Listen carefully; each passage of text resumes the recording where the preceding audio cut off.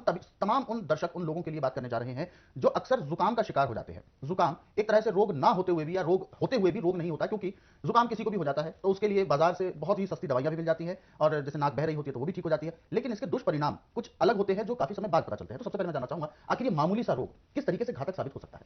देखिए, जुकाम एक सर्दी से होता है, एक गर्मी से होता है। अच्छा। दवाई एक ही है, परंतु लेने के इसके तरीके अलग अलग हैं। अच्छा। अब आप ठंडी जगह से एकदम गर्म जगह हो जाते जुकाम हो जाएगा। बिल्कुल। आप गर्म जगह से एकदम ठंडी जगह पे आते जुकाम हो जाएगा। यदि सर्दी का मौसम में जुकाम हो गया तो सूखे आंवले को कूट के पाउडर बना लें। जी।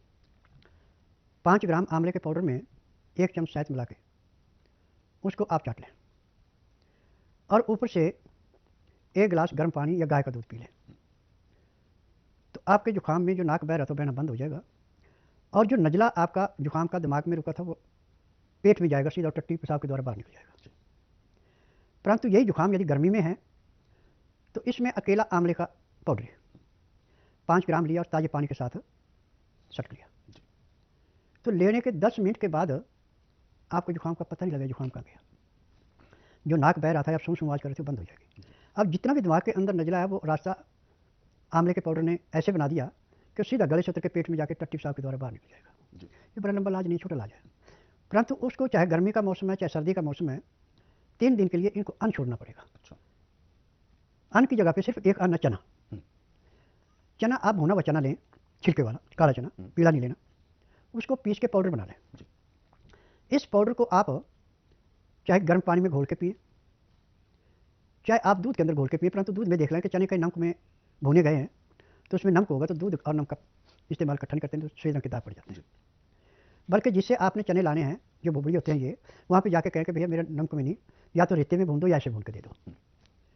क्योंकि चने को भूनने से पहले पानी में भिगोया जाता है, फिर जब थोड़ा गीला चना होता है उसको भूनते हैं, वो बहुत अच्छा पकता है। और ऐसे सीधा चने को मिला के भूनते हैं तो वो अच्छा भूना नहीं जाता। अब गर्मी का चाहे सर्दी का यदि आप इस ढंग से लेते हैं तो 3 दिन में आपका नजला जुकाम बिल्कुल टोटली समाप्त हो जाता है, और इसका साइड इफेक्ट कोई नहीं है। जबकि एलोपैथिक दवाइयों से ये दब जाता है और इसके बहुत बुरे साइड इफेक्ट पड़ते हैं। आंखों की कमजोरी आ जाती है, बाल जवानी में सफेद हो जाते हैं, और पेट में इससे कब्ज पैदा हो जाती है। जिसको पेट में कब्ज होगी उसको बवासीर लाजमी होगी।